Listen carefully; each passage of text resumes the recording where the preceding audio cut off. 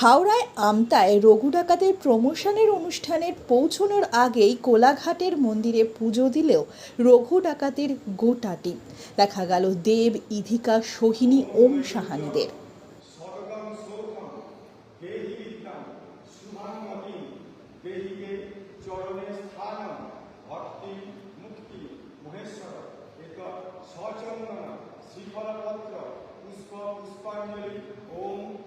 Cine Gossip.